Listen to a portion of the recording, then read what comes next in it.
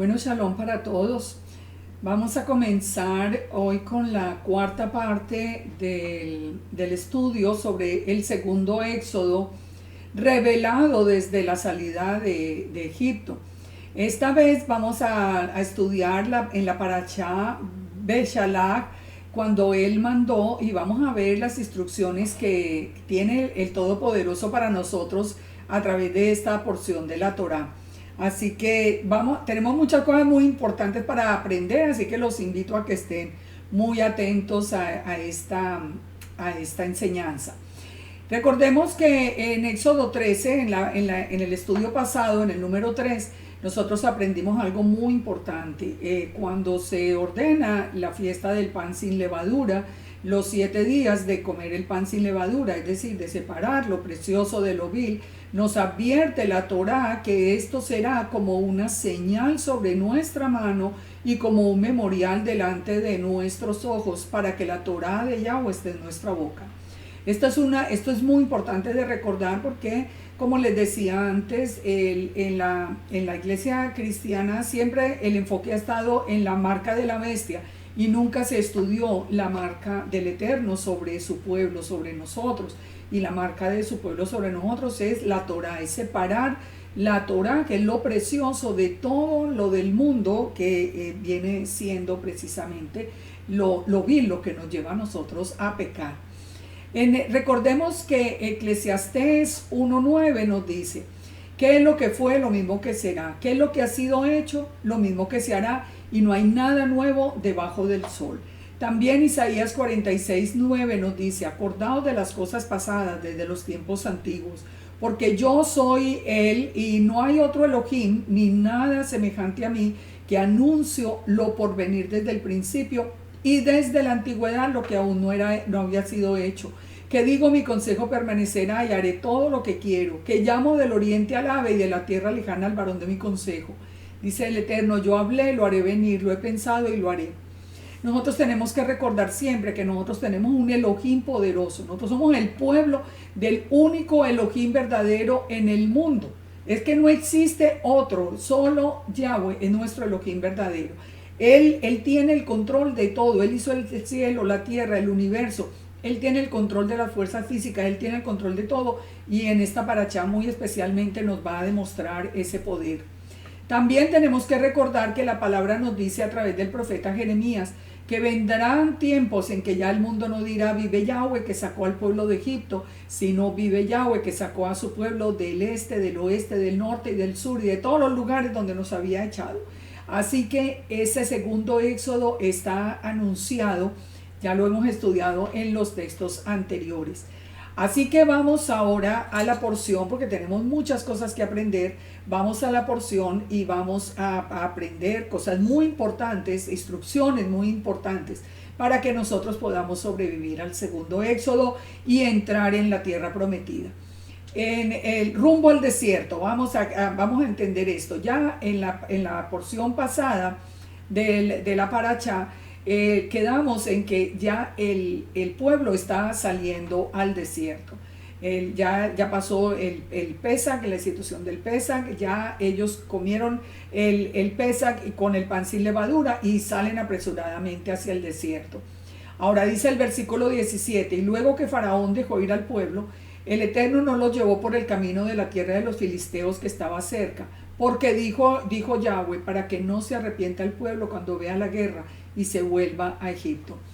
¿Saben una cosa? Es muy importante uno darse cuenta cómo el Eterno nos conoce.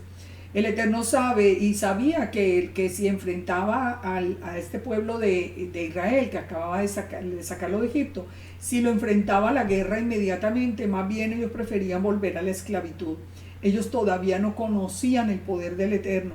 Así que, aunque ya habían visto el despliegue del poder de las plagas, pero apenas estaban saliendo guardados por él. Ahora, el Eterno conoce que nosotros nos devolvemos fácilmente. Y fíjense, en Mateo 13:20 nos lo advierte el mismo Yeshua, cuando nos dice: el que fue sembrado en pedregales es el que oye la palabra y al momento la recibe con gozo, pero no tiene raíz en sí, sino que de corta duración, pues al venir la aflicción o la persecución por causa de la palabra, luego tropieza. Es muy triste, pero esto lo vemos nosotros siempre. Lo vimos en el cristianismo, lo vemos ahora en las raíces hebreas.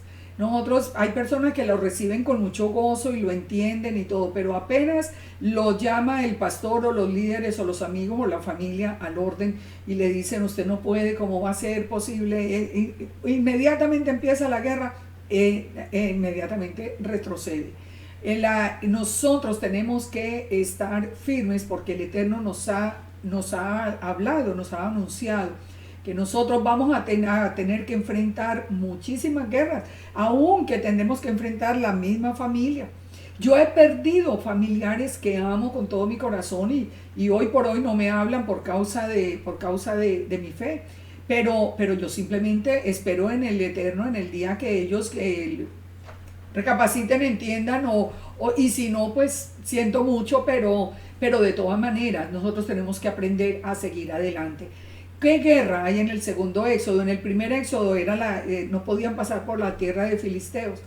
En el segundo éxodo nosotros encontramos diferentes guerras, unas que vienen desde el cristianismo, como les digo, toda esa oposición especialmente de líderes que no han entendido o que tienen miedo de dar el paso que el Eterno mismo el llamado que el Eterno mismo está haciendo ahora a su pueblo Israel.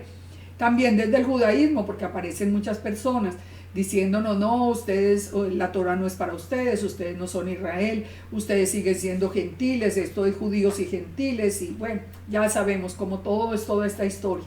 ¿Qué es lo importante? Que nosotros nos permanezcamos en la Escritura. Porque, ¿por qué viene tanto temor? ¿Por qué la gente retrocede? En primer lugar, porque ignora que la batalla es del Eterno. Que si Él nos llamó, Él nos va a cuidar, que no importa dice que aún si tu madre y tu padre te dejaren con todo, Yahweh te recogerá. O sea, si nos dejan todos, no importa, el Eterno es el que está con nosotros.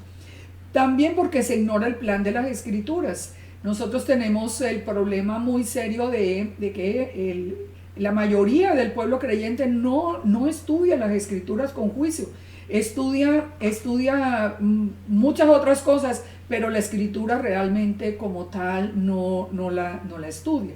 Y lo tercero es que no solamente que no se estudia la palabra, sino que hoy sobre todo, estamos viendo con cuánto descaro y atrevimiento se discute la palabra del Eterno.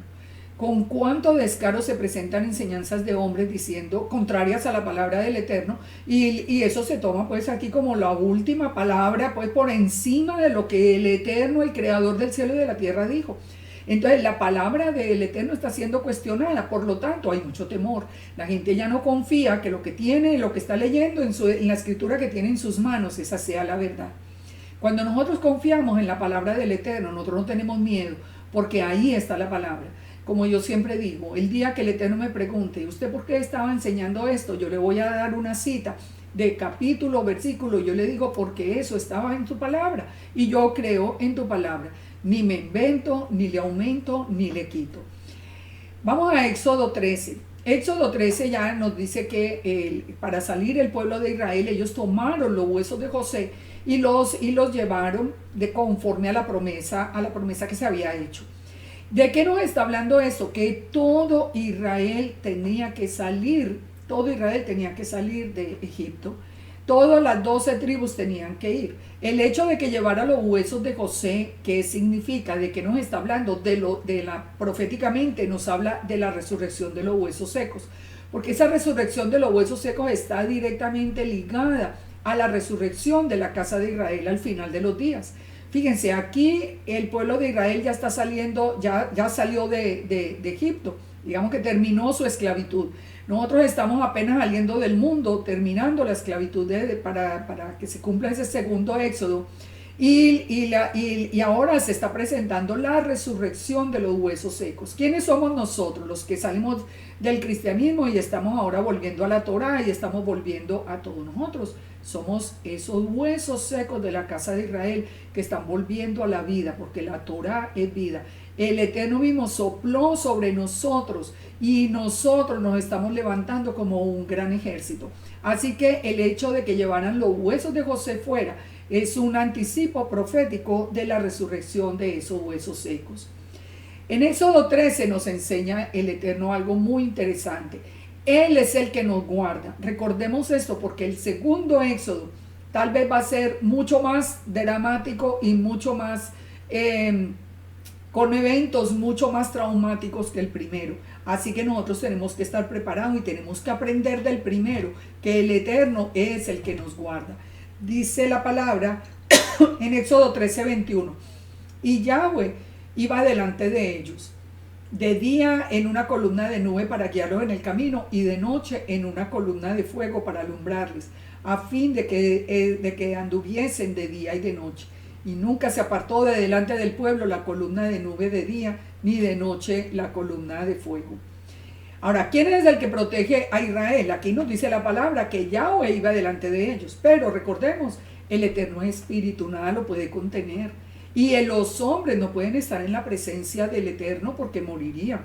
Si fuera Él mismo, digamos, toda la majestad, la santidad de su gloria, la que estuviera allí, el pueblo moriría.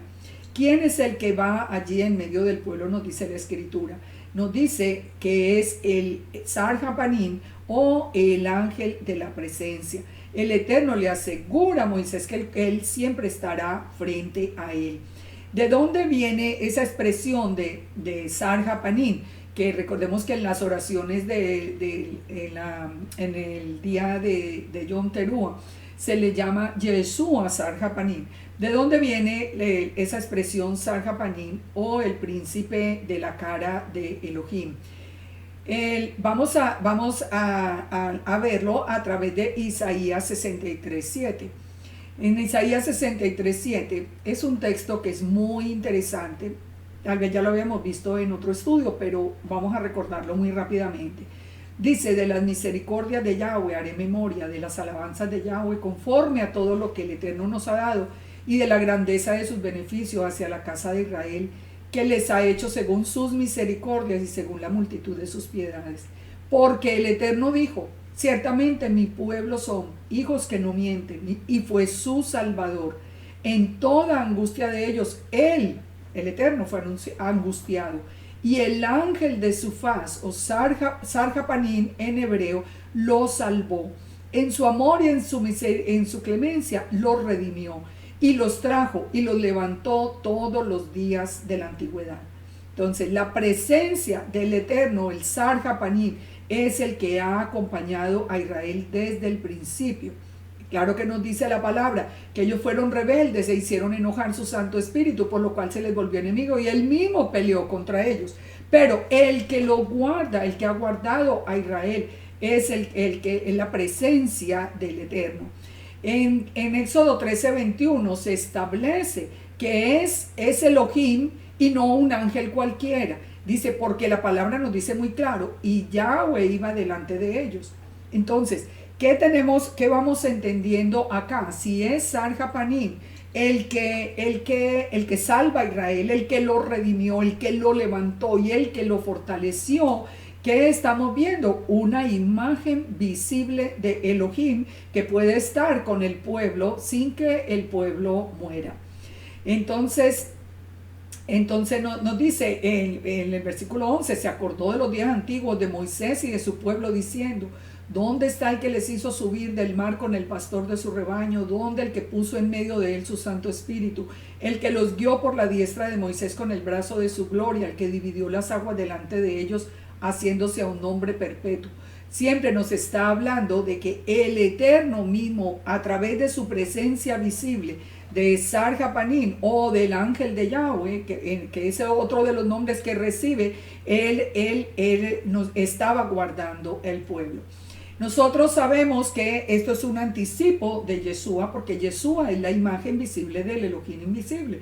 Yeshua es la misma palabra del Eterno. Entonces nosotros sabemos, así como Yeshua estuvo en el primer Éxodo, como el ángel de la cara, Yeshua Sarjapanim, o el ángel de Yahweh, así va a estar en el segundo Éxodo dirigiéndonos, porque él mismo vino a llamarnos. Recuerden que el segundo Éxodo comenzó cuando Yeshua vino a buscar a las ovejas perdidas de la casa de Israel. En Éxodo 14 aprendemos algo muy interesante.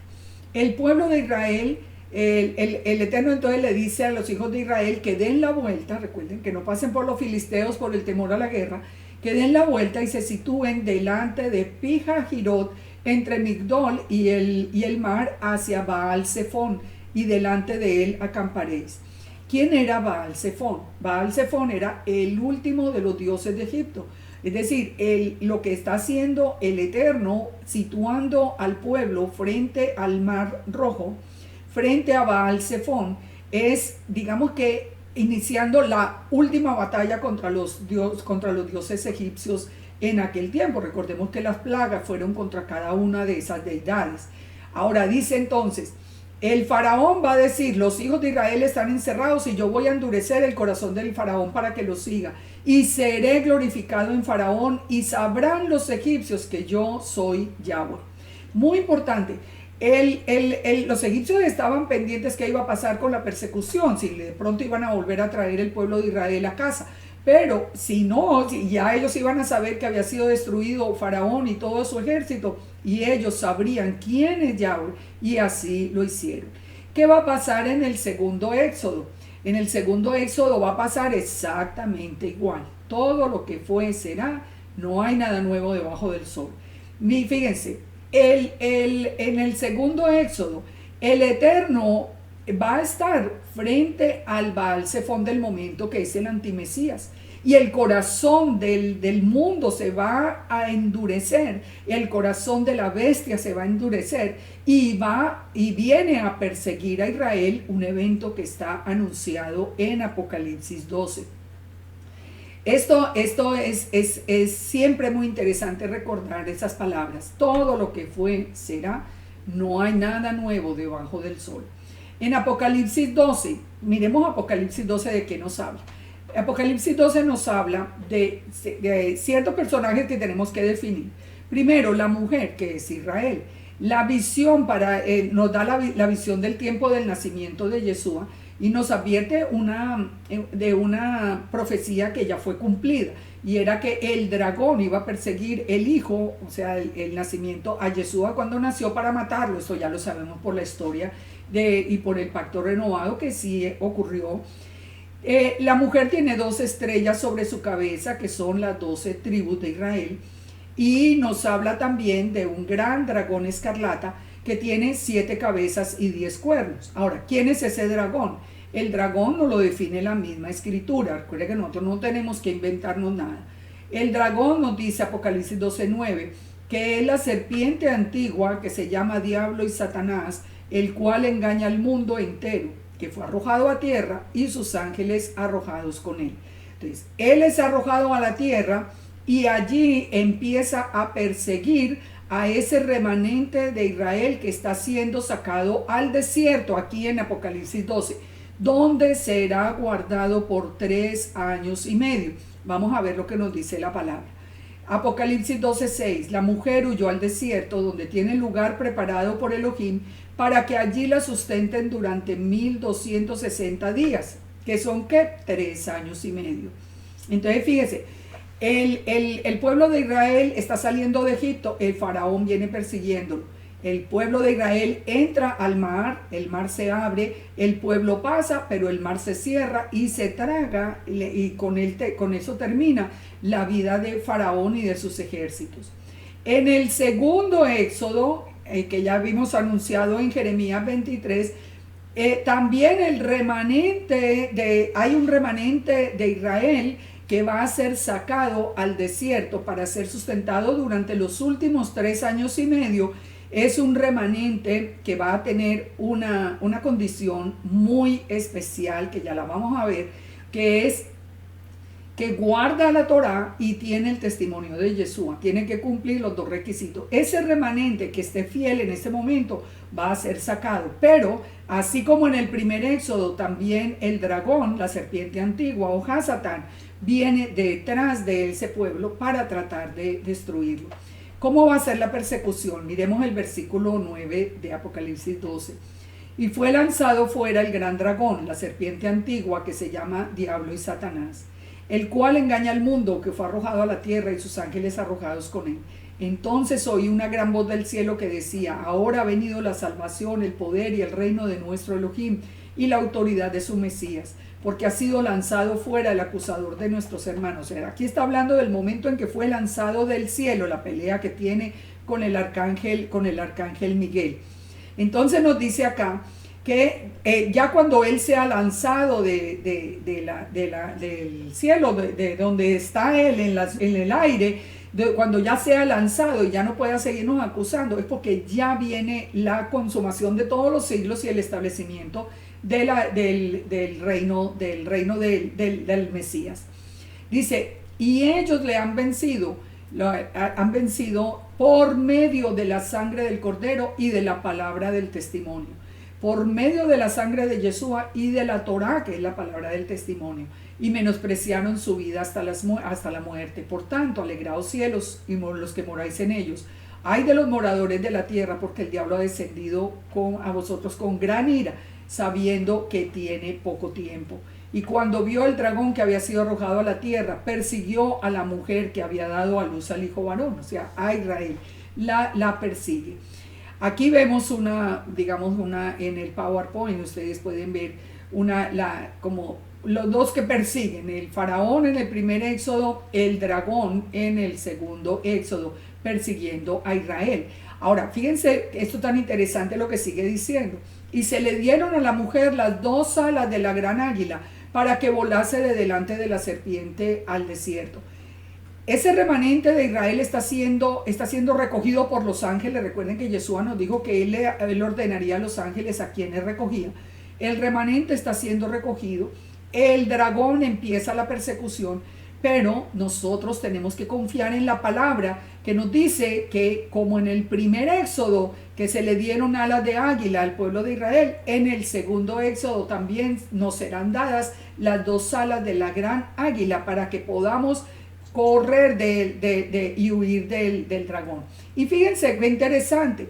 Dice que la serpiente arrojó de su boca tras de la mujer agua como un río, es decir, él envía a todos sus emisarios detrás de ese remanente de Israel, pero ya en el segundo éxodo es la tierra la que abre su boca y traga todas esas huestes que vienen detrás de Israel, de la mujer. Entonces el dragón se llenó de ira y va a hacer guerra ¿contra quién? Contra el resto de Israel que se quedó, los que no estaban, el resto de Israel o que no estaban en obediencia a la Torá o que habían abandonado la fe de Yeshua. Entonces fíjese, todo lo que fue será el faraón en el primer éxodo, el dragón en el segundo éxodo. La mujer es llevada al desierto. A la mujer se le dan las alas de la gran águila, igual que pasó en Éxodo 19:4. En el primer éxodo es el mar el que se abre, en el segundo éxodo es la tierra la que abre su boca. Todo lo que fue será, no hay nada nuevo debajo del sol. Pero fíjense, esto es muy interesante, las 12 tribus estaban presentes en el cruce del Mar Rojo. Las 12 tribus tienen que estar presentes en el remanente que va a ser tomado. El remanente tiene un remanente de las 12 tribus. Recuerden, los 144,000 son 12,000 de cada tribu. ¿Por qué el Eterno está en este momento levantando a todo Israel? ¿Por qué nos está llamando? Nosotros no sabemos de dónde venimos. Nosotros suponemos que venimos acá del judaísmo sefardí, pero de todas maneras nosotros no sabemos, y la gente que viene, por ejemplo, del norte de Europa no tiene ni idea de por qué el Eterno lo está llamando a la restauración. Ves que el Eterno está llamando los descendientes de las 12 tribus de Israel. Si usted escuchó el llamado, el Eterno conoce su camino. No se preocupe por saber que si su apellido, que si esto, eso no importa. El Eterno sabe, y si lo llamó, lo llamó. Y si usted no ha sido llamado, pues pregúntese por qué no ha sido llamado a esta restauración.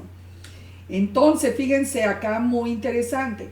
En el primer éxodo, el pueblo de Israel cruza el mar, ya Faraón muere, y allí, ya al frente del mar, el pueblo de Israel entona el cántico de Moisés y del Cordero. El cántico de Moisés. En el segundo éxodo, ya ese remanente que fue llevado al desierto, nos dice Apocalipsis 15, que a ese remanente estará frente al mar, perseguidos, victoriosos, celebrando la victoria de la persecución y celebrándola y cantando el cántico de Moisés y del Cordero. Éxodo 15, Apocalipsis 15.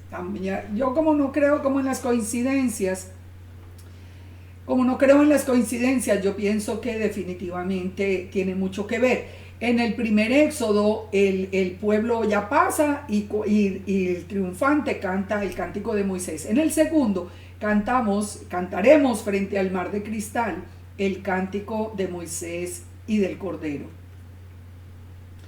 ¿Qué nos dice Apocalipsis 15:1? Vi en el cielo otra señal grande y admirable, 7 ángeles que tenían las 7 plagas postreras, la ira de Dios. Vi también como un mar de vidrio mezclado con fuego, y a los que habían alcanzado la victoria sobre la bestia y su imagen y la marca y el número de su nombre, en pie sobre el mar de vidrio con las arpas de Dios, y cantan el cántico de Moisés, siervo de Dios, y el cántico del Cordero, y diciendo: grandes y maravillosas son tus obras, Señor Dios Todopoderoso.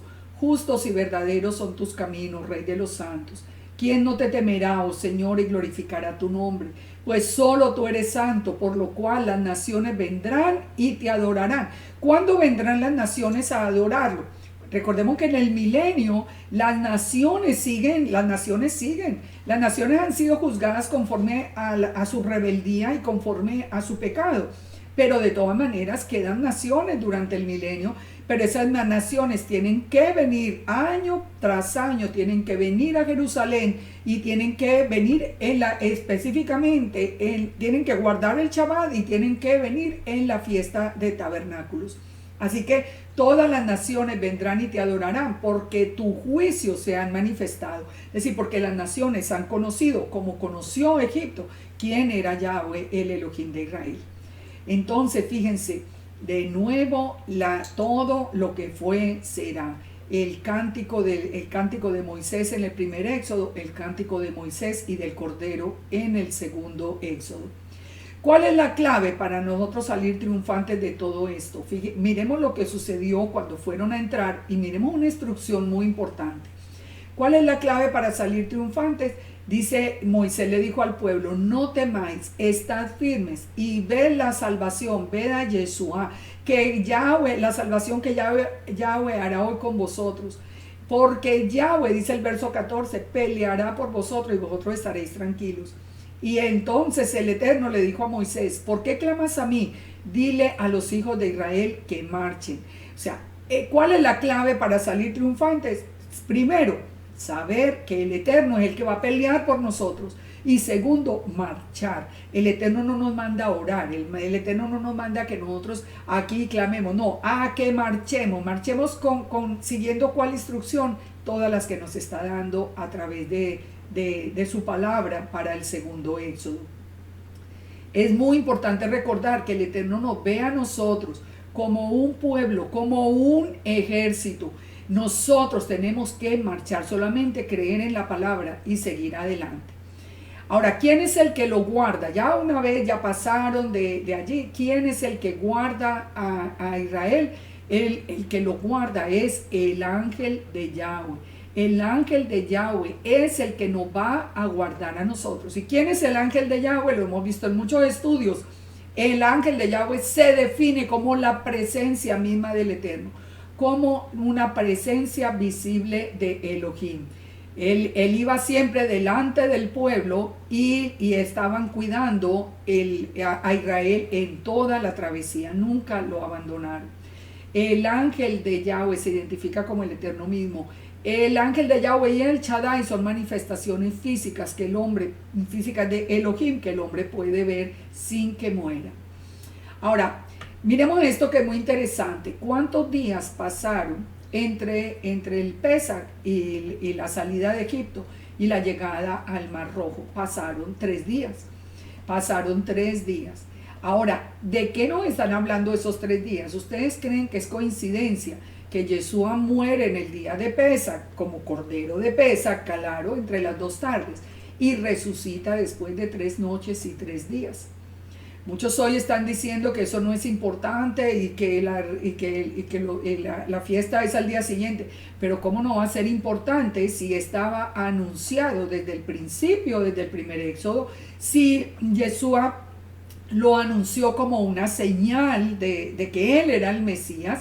Y si Oseas 6:2 nos dice que nos dará vida después de 2 días, en el tercer día nos resucitará. ¿Qué fue lo que hizo Yeshua después de los 2 días? En el tercer día nos resucitó. Recordemos que Yeshua murió en nuestro lugar. Él murió representándonos a nosotros, llevando el pecado nuestro allí en esa cruz.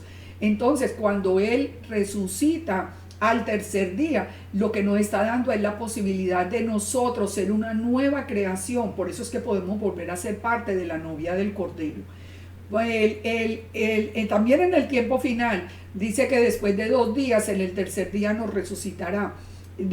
Pasados 2000 años empezó el tercer milenio ya, o sea, cuando ya terminaron los 2000 años, comienza el tercer milenio. Y en el tercer milenio es cuando Él nos llamó de nuevo a la vida, a traernos a la Torá. Así que todo esto se está cumpliendo siempre en el tercer día. Recordemos que Primera de Corintios nos dice, el apóstol Pablo nos dice que la roca que los seguía era el Mesías mismo. Él mismo reconocía que era Yeshua el que había estado allí. Entonces, volvamos al primer éxodo. El faraón muere allí y muere porque había que darle libertad completa a Israel. En el segundo éxodo dice Apocalipsis 20, el diablo que los engañaba fue lanzado al lago de fuego y azufre, donde estaban la bestia y el falso profeta, y serán atormentados día y noche por los siglos de los siglos. El faraón de Egipto muere en el Mar Rojo. El diablo, el dragón, es lanzado al lago de fuego y azufre, donde serán atormentados por los siglos de los siglos. Todo lo que fue será, no hay nada nuevo debajo del sol. ¿De qué nos habla el cántico de Moisés? El cántico de Moisés, que vimos que lo canta en el primer éxodo, lo cantaron, y en el segundo vamos a cantar el cántico de Moisés y del Cordero. En el primer éxodo, de qué era lo que se estaba reconociendo del Eterno en este cántico. Se reconoce que el Eterno es nuestra fortaleza, es nuestra salvación, es nuestro Elohim, es nuestro Padre, es varón de guerra. Siempre nosotros estamos viendo en toda la exaltación del Eterno. En el segundo éxodo también, el cántico de Moisés y del Cordero, que ya lo vimos, también nos está hablando de grandes y maravillosas son tus obras. Es exactamente la misma exaltación. En Éxodo 15:6 nos habla de tu diestra, oh Yahweh, ha sido magnificada en poder. Tu diestra, oh Yahweh, ha quebrantado al enemigo, y con la grandeza de tu poder has derribado a los que se levantaron contra ti. Entonces, esto es parte del cántico de Moisés. ¿Quién es la diestra de Yahweh? La que ha sido magnificada en poder.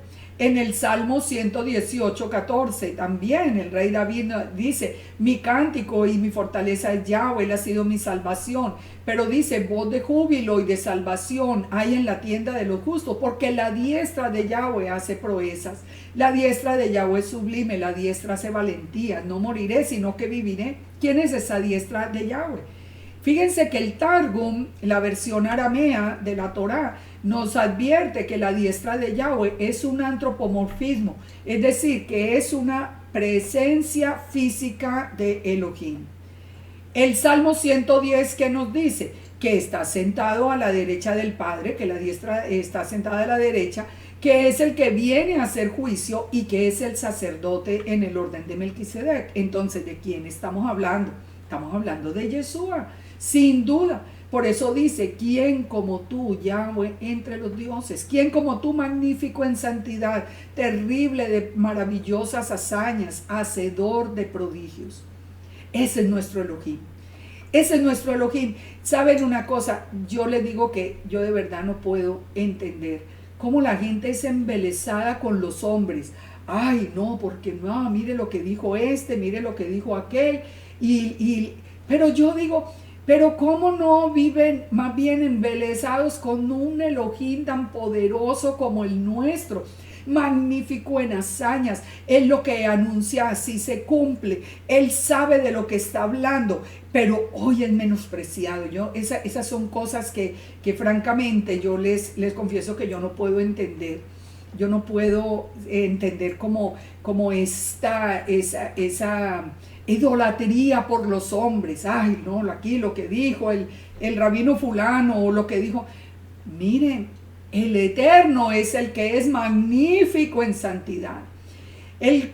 ¿Cómo podemos resumir el cántico de Moisés? Él es glorioso, Él es triunfador, Él es fuerza, Él es salvación, es guerrero.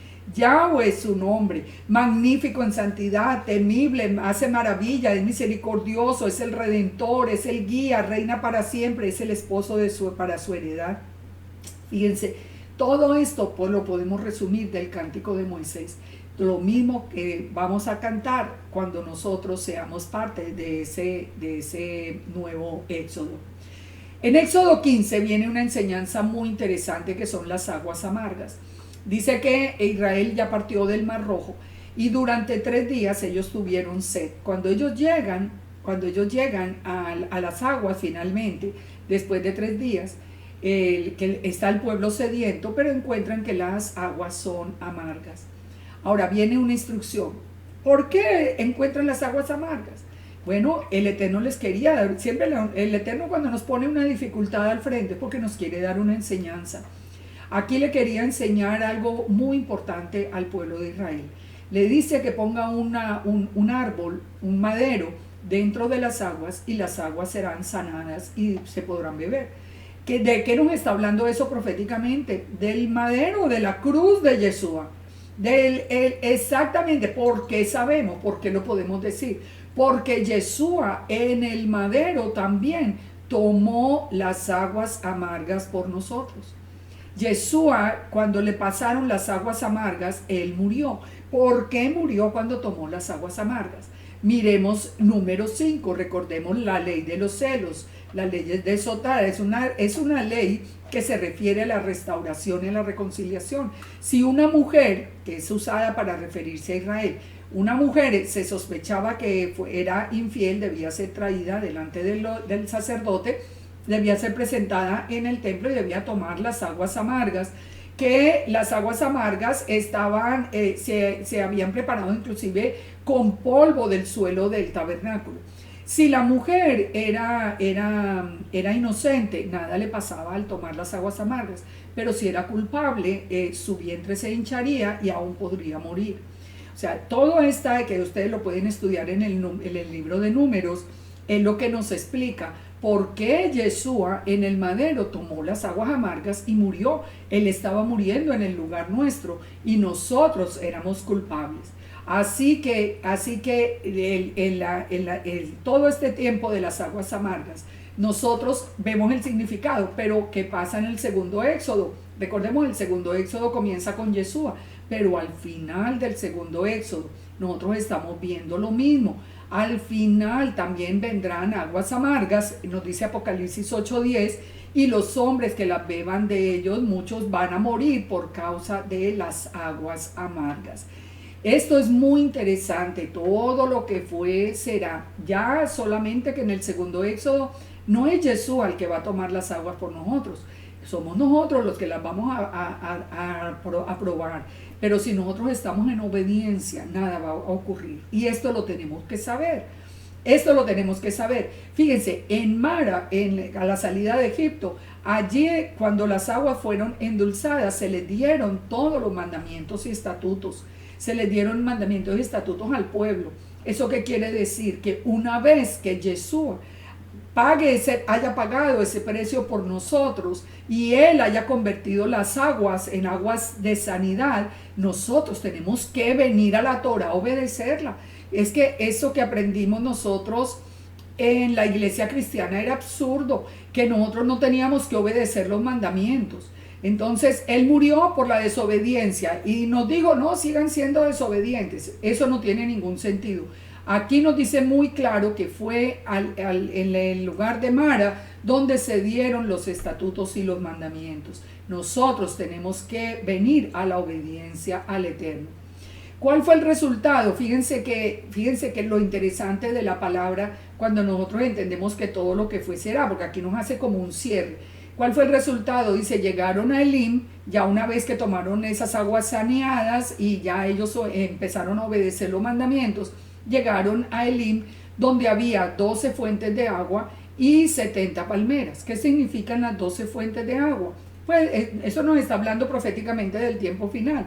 Las 12 tribus de Israel reinando sobre las 70 palmeras, que es el 70 es el número de las naciones. Recordemos que al final va a haber naciones que sobreviven al juicio del Eterno, al día de Yahweh, y van a ser dirigidas por Yeshua mismo, o Yahweh mismo, Yeshua mismo, según si ustedes ven Zacarías o ven en el pacto renovado. Recordemos que yo lo sigo sosteniendo porque lo puedo probar en la escritura, que Yeshua es el mismo Yahweh. Yeshua es la palabra del Eterno, Yeshua es la imagen visible de Elohim. Entonces, por eso él es el que va a reinar, y las 12 tribus de Israel, todos los que hayamos salido victoriosos en ese tiempo, vamos a reinar sobre las naciones. Así que, y allí dice que acamparon junto a las aguas vivas. ¿Cuáles aguas? Las aguas del final de los tiempos, donde saldrán aguas vivas desde el mismo templo del Eterno. Aguas vivas que recorrerán la tierra, porque la tierra vivirá 1000 años en paz. Éxodo 16 nos enseña algo muy interesante. Éxodo 16 nos habla del maná y del Shabbat. Dice que en Éxodo 16 que ya volvió a partir la congregación, y en el día 15 del segundo mes ellos murmuraron. Ese día 15 del segundo mes comienza la cuenta de nuevo del Shabbat. ¿Por qué? Porque ellos murmuran porque ellos no tienen comida y ellos están recordando toda la comida deliciosa que tenía en Egipto. Ahora, se les había olvidado que ellos eran esclavos, así que tampoco era que fuera tan buena, pero aquí en medio de la murmuración la magnifican. Ahora, pero entonces fíjese lo que les dice el Eterno. El Eterno les da, en este momento, les da 3 principios fundamentales. El Eterno les dice, les voy a dar un maná que es alimento del cielo. Cada día les voy a dar la provisión. Ustedes no pueden tomar para el día siguiente, sino lo que sea suficiente para cada día. Y va a establecer el Shabbat. ¿De qué manera? Les dice que durante 6 días recogen la porción de un día. Y el día sexto van a recoger doble porción, porque el día séptimo es día de reposo. Muy importante, aquí no han llegado al Sinaí. Aquí todavía están apenas en el desierto de Elim. Entonces, se establece de nuevo el Shabbat. ¿Por qué de nuevo? Porque recordemos que el Eterno descansó en la creación y Él separó el día séptimo como el día santo. El Shabbat es sin duda alguna el día separado por el Eterno. Yo hasta hoy no puedo entender cómo fue que creímos tantos años esa historia de que lo habían cambiado para el domingo y para el primer día de la semana y nosotros tan tranquilos. Pero en la creación el día apartado como santo fue el día séptimo. Aquí de nuevo se establece que por 6 días ellos recogerán la provisión y el sexto día recogerán doble porción para que puedan guardar el Shabbat. Ahora, pero unamos esos 3 conceptos a Yeshua. Yeshua que dijo, yo soy el pan vivo que descendió del cielo. Si alguno comiere de este pan, vivirá para siempre. Él dijo ser el maná. Él dijo, yo soy el pan vivo que descendió del cielo. Yeshua no es un hombre cualquiera.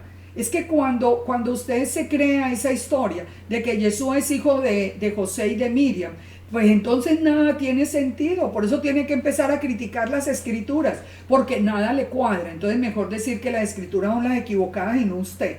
Entonces fíjese, Yeshua dijo, yo soy el pan vivo que descendió del cielo. En Mateo 6:9, hablando de la provisión de cada día, ¿qué dijo Yeshua? ¿Cómo nos enseñó a orar? Él nos enseñó a orar, el pan nuestro de cada día, dánoslo hoy. Y también del día de reposo, ¿qué dice la palabra? que Yeshua es el Señor del día de reposo. Fíjense, los tres principios de esta porción de Éxodo tienen que ver con Yeshua. El primer Éxodo tiene que ver con Yeshua.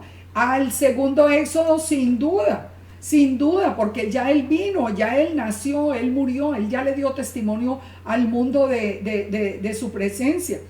¿Cómo es que hoy lo niegan? Y por agradar hombres, y para que lo vean y les digan, qué tan inteligentes, es que eso ya no son cristianos. Ay, mire, yo francamente que me sorprendo cada día cuando yo leo las escrituras y yo no veo sino la presencia de Yeshua desde la misma creación hasta el final. Yo no entiendo cómo lo pueden negar. El fin de la Torah es el Mesías. El fin de la Torah es encontrar al Mesías. Si usted no encuentra a Yeshua en la Torah, pues no está cumpliendo con el fin de la Torah. Entonces, Yeshua dijo, nuestros padres comieron el maná en el desierto, como está escrito, pan del cielo les dio a comer. Y Yeshua les dijo, de cierto os digo, no dio Moisés el pan del cielo, mas mi Padre es el que les da el pan del cielo. No fue Moisés el que les dio, fue mi Padre, porque el pan de Yahweh es aquel que descendió del cielo y da vida al mundo. ¿De quién está hablando? De él mismo, de Yeshua. Y le dijeron, Señor, danos de este pan. Y Yeshua dijo, yo soy el pan de la vida. El que viene a mí nunca tendrá hambre. El que en mí cree no tendrá sed jamás. Es impresionante. Mire, cuando yo veo a las personas que dejan a Yeshua, yo las veo empezar a morir por inanición. Empiezan a secarse, ya después empiezan a hacer una cosa, todo un ritual sin sentido, ya nada tiene como ese gozo, ya no hay vida espiritual, ya no hay la presencia, el gozo del Rúa, ya no está. Porque recuerden que el Rúa solo viene a nuestras vidas a través de Yeshua. Cuando lo niegan ya, es simplemente mandamientos de hombres que hay que cumplir. Y punto. Eso, no hay ninguna de las manifestaciones del Rúa en estas personas. Ahora entonces, ¿de qué nos habla? La palabra nos dice que el Eterno estableció el Shabbat para saber si nosotros guardábamos o no la Torah. Fíjense la importancia que tiene guardar el Shabbat. Si usted no guarda el Shabbat, simplemente le está diciendo al Padre, yo no le obedezco. Yo no le voy a obedecer. Yo le voy a obedecer a Constantino que lo cambió. O yo no le obedezco. En Éxodo 16:4 dice, Yahweh dijo a Moisés, he aquí que yo os haré llover pan del cielo, y el pueblo saldrá y recogerá la porción de un día, para que yo lo pruebe si anda en mi Torah o no. Solo guardando el Shabbat nosotros sabemos si guardamos la Torah o no. ¿Por qué el Shabbat? Porque el Shabbat es el anticipo profético del reinado milenial. Que es el fin del segundo Éxodo. En Éxodo 16, fíjense lo que nos dice con respecto al maná tan interesante. Nos dice, entonces Moisés y Aarón y todos los hijos de Israel dijeron, en la tarde sabréis que Yahweh os ha sacado de la tierra de Egipto, y a la mañana veréis la gloria de Yahweh. En la tarde ellos comerían codornices, y en la mañana verían la gloria de Yahweh. ¿Quién es la gloria de Yahweh? Más adelante nosotros vemos cuando el Eterno le dice a Moisés le pregunta al Eterno, le dice al Eterno que le muestre su gloria, y él lo guarda en la roca, y la gloria del Eterno pasa caminando frente a Moisés, y Moisés ve su espalda. ¿Quién es la gloria? Yeshua mismo dijo, ser la gloria del Eterno. En Juan 17:5, Padre, glorifícame al lado tuyo con aquella gloria que tuve contigo antes que el mundo fuese. Si Yeshua fuera hijo de José y de Miriam, no pudiera haber dicho estas palabras, porque nosotros no somos eternos, nosotros tuvimos un principio. Entonces, fíjense muy bien en cada palabra de la Escritura. Dice que la gloria del Eterno sería el maná que caería del cielo. Y Yeshua dijo, yo soy el pan vivo que descendió del cielo. Entonces, ¿quién es Yeshua? La gloria del Eterno. Es que toda la palabra se confirma, no hay contradicciones. El maná era un anticipo profético de Yeshua. Sin el maná el pueblo no hubiera sobrevivido. Sin Yeshua no se sobrevive al segundo Éxodo. En Éxodo 16:9, entonces la congregación le dice Moisés a Aarón, dile a la congregación, acérquense a la presencia de Yahweh, porque él ha oído vuestras murmuraciones. Y hablando Aarón a la congregación, miraron hacia el desierto, y la gloria de Yahweh apareció en la nube. Y Yahweh le dijo a Moisés, he oído. Fíjense, la gloria apareció y el que habla es Yahweh. Entonces, ¿quién es la gloria de Yahweh? Yeshua. Y el que habla es Yahweh, porque son el mismo. Es que Yeshua es la imagen visible de Elohim. No es otro distinto. No hay dos, no hay tres. Es uno. Yahweh es un ejad. Entonces dice, y os saciaréis de pan. Yeshua dijo, yo soy el pan de vida. El que viene a mí nunca tendrá hambre. Entonces fíjese, todo este episodio de Éxodo 16 nos hace a nosotros entender proféticamente a Yeshua. Yeshua afirmó en Apocalipsis 22:16 ser la estrella resplandeciente de la mañana, la gloria que verían los egipcios, el pueblo de Israel después de salir de Egipto en la mañana. ¿Cuál es la instrucción que el Eterno nos da? Que nos sigue dando a nosotros, nos dice en Mateo 6:31, no os afanéis diciendo qué comeremos o qué beberemos o qué vestiremos. Los gentiles son los que buscan esas cosas, pero nosotros sabemos que nuestro Padre Celestial es el que nos guarda. ¿Qué tenemos que hacer? ¿Cuál es la instrucción? Buscad primero el reino de Dios y su justicia, que las demás cosas vendrán por añadidura. Así que no nos afanemos por el día de mañana, cada día traerá su propio afán. La misericordia es diaria, la provisión es diaria, y nosotros confiamos en que el Padre es el que nos da esa provisión. Entonces ya entendimos, el Shabbat es importante, el Shabbat es la entrada, el Shabbat es en el tiempo del reinado milenial, va a ser guardado por todo el mundo. Todas las naciones, dice, de mes en mes y de día de reposo en día de reposo, o sea, de Shabbat en Shabbat, vendrán todos a adorar delante de mí, dice el Eterno. En Éxodo 17, la congregación vuelve a partir, pero allí nuevamente tiene sed y vuelve a murmurar. Un pueblo de dura cerviz. Nosotros sabemos que el Eterno es poderoso, pero en vez de esperar en su poder, murmuramos. Entonces el pueblo empieza a murmurar ahora otra vez porque no tiene agua y ya ha visto los milagros. Entonces ahora viene al lugar de Masá y Meriba, donde sobre la peña de Oreb, el Eterno le dice que él estará sobre la peña de Oreb y que golpeará la peña y saldrán de ella aguas. ¿Por qué?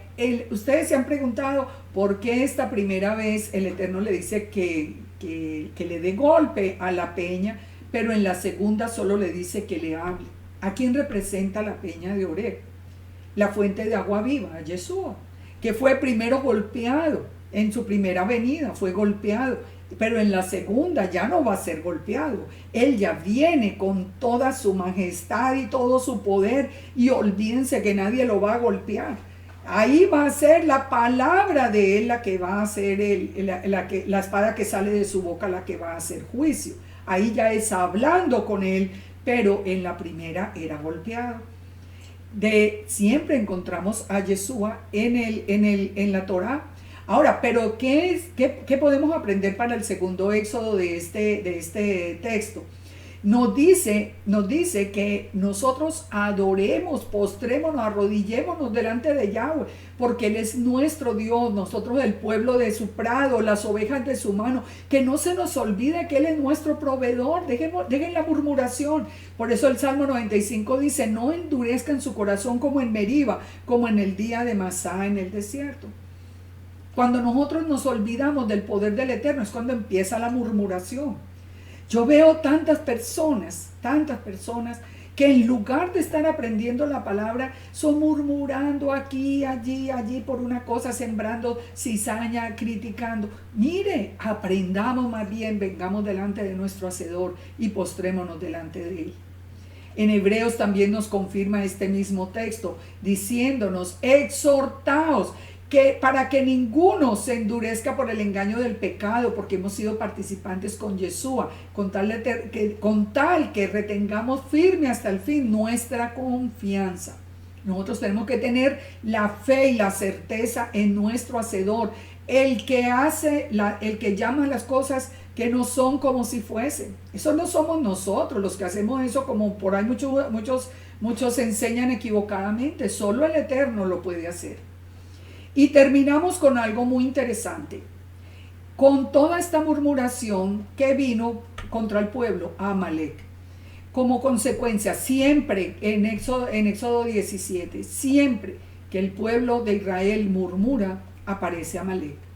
Cuando usted está murmurando, no se sorprenda que aparezca un Amalek en su vida, que el enemigo se levante contra usted y lo ponga en conflicto, porque eso fue anunciado desde el principio. Dice la palabra que vino Amalek y peleó contra Israel en Refidim. Recordemos toda la historia. Dice que el pueblo de Israel salió con Josué a la cabeza a enfrentar a Amalek, mientras Moisés era sostenido. Moisés era sostenido en sus brazos por Aarón y por Hur. Moisés estaba sobre una roca. La roca es Eben. Eben es padre e hijo. Padre e hijo forman la roca de Israel. Por eso son uno. Son uno. No son dos, no son tres. Ahora, ¿qué nos dice Apocalipsis 16:12? Fíjense lo interesante. Aquí apareció Amalek. Ahora en el segundo Éxodo aparece Armagedón. Todos los reyes de la tierra, todos los gobernantes de la tierra, unidos para venir contra Israel. ¿Y qué nos dice Apocalipsis 16? Dice que vi salir de la boca del dragón, de la boca de la bestia y de la boca del falso profeta, 3 espíritus inmundos a manera de rana, que son espíritus de demonios, que van a los reyes de la tierra del mundo y los reúnen para la batalla contra el Eterno. Estos espíritus inmundos hacen que los gobernantes vengan contra Israel, que es lo que se ha llamado la batalla del Armagedón. Cuando nosotros miramos los textos de Ezequiel, nosotros vemos Ezequiel 36, que nos habla de un Shavuot, de poner la Torah en nuestro corazón. Ezequiel 37, que nos habla de la resurrección de los huesos secos, y después de Ezequiel 37 que vemos a Ezequiel 38. Ezequiel 38, ¿de qué nos habla? De Gog, toda la profecía contra Gog en la tierra de Magog, el príncipe de Mesec y de Tubal, y le ha dicho, le dice al profeta Ezequiel, dice, profetiza contra ellos y diles, y está nombrando que todos los reyes, está nombrando a los reyes de la tierra. Este es un texto que hay que hacer un estudio completo, porque tiene muchísimo significado cada uno de los países y cada uno de los territorios que son aquí nombrados. Pero fíjense lo que dice el Eterno, que cuándo va a ser esta batalla. Dice, de aquí a muchos días serás visitado, al cabo de años vendrás a la tierra salvada de la espada, recogida de muchos pueblos, a los montes de Israel, que siempre fueron una desolación, mas fue sacada de las naciones, y todos ellos morarán confiadamente. Vienen contra Israel. Subirás y vendrás como tempestad, como nublado para cubrir la tierra. Serás tú y todas tus tropas y muchos pueblos contigo, el mundo contra Israel. Así ha dicho Yahweh el Señor, en aquel día subirán palabras en tu corazón y concebirás mal pensamiento. Y dirás, voy contra una tierra indefensa, contra gentes tranquilas que habitan confiadamente. Todas habitan sin muros y no tienen cerrojos ni puertas. Para arrebatar despojos, para tomar el botín, para tomar tus manos sobre las tierras desiertas ya pobladas. ¿Quién está en el desierto en ese momento? El remanente de Israel. Entonces se nos dice en el 14, profetiza entonces, hijo de hombre, y dile a Gog, así ha dicho Yahweh el Señor, en aquel tiempo, cuando mi pueblo habite con seguridad, ¿no lo sabrás tú? Claro que lo vas a ver. Vendrás de tu lugar, de las regiones del norte, tú y muchos pueblos contigo, todos a caballo, gran multitud, poderoso ejército. Y subirás contra mi pueblo Israel como nublado para cubrir la tierra. Será al cabo de los días y te traeré sobre mi tierra. Al cabo de los días, ¿qué nos habla? Del tiempo final. Y dice, así ha dicho, te traeré sobre mi tierra para que las naciones me conozcan cuando sea santificado en ti, oh Gog, delante de sus ojos. Así ha dicho Yahweh el Señor, ¿No eres tú aquel de quien hablé yo en tiempos pasados por mis siervos los profetas de Israel, los cuales profetizaron en aquellos tiempos que yo te había de traer sobre ellos? ¿De qué está hablando? Del anuncio que hizo el Eterno al pueblo de Israel. El anuncio que le hizo al pueblo de Israel, ¿qué era? Que tendría guerra con Amalek de generación en generación. Siempre habría un Amalek, siempre que el pueblo de Israel estuviera murmurando. Ahora, ¿pero qué es lo que nos dice? Nos dice, en aquel tiempo, cuando venga Magog sobre la tierra de Israel, dice, subirá mi ira y mi enojo. Viene el día de la ira, porque ha hablado en mi celo y el fuego de mi ira. En aquel tiempo habrá gran temblor sobre la tierra de Israel. Fíjense en Apocalipsis, que nos habla de ese gran terremoto. Los peces del mar, las aves del cielo, las bestias del campo y toda serpiente y todos los hombres temblarán ante mi presencia. Está hablando del día de la ira de Yahweh. En los montes llamaré contra él la espada. Yo litigaré contra él con pestilencia, con sangre. El mismo Eterno es el que va a librar la batalla contra todos estos ejércitos invasores. Y dice que él le lanzará desde los mismos cielos impetuosa lluvia y piedras de granizo, fuego y azufre. Pero dice, seré engrandecido y santificado, seré conocido, delante de las naciones, y las naciones sabrán que yo soy Yahweh. ¿Qué no fue lo que le dijo en el primer éxodo? Lo mismo. Dijo, cuando Faraón sea destruido, el Egipto sabrá que yo soy Yahweh, el único Elohim verdadero. Aquí también en el segundo éxodo. ¿Qué viene después de este Ezequiel 38?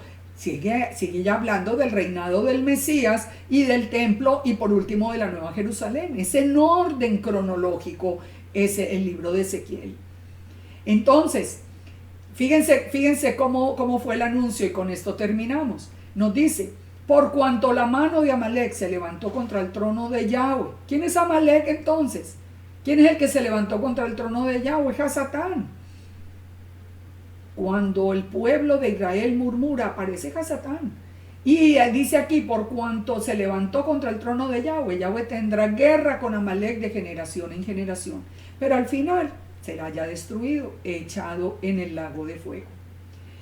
Bueno, yo de verdad que espero que todas estas instrucciones que nosotros hemos venido aprendiendo del segundo éxodo a través de las parachot del libro de Éxodo, Shemot, nosotros la podamos tener muy guardadas en nuestro corazón a través del Rúa de santidad, para que en el día de la batalla, en el tiempo señalado, nosotros podamos estar firmes, recordando que lo que fue y aprendiendo de los errores anteriores. Que el Eterno nos bendiga, que el Eterno nos siga llenando con su palabra, explicándonos en cada parachá todas las instrucciones que tenemos que seguir para estar en obediencia, para estar cubiertos bajo su protección. Y recordemos siempre, el Eterno es el que peleará la batalla por nosotros. Que el Eterno lo guarde y lo bendiga. Y que el Eterno de verdad que nos dé cada día más revelación de su palabra. Shalom, shalom para todos. Y seguiremos estudiando las parachot. Shalom.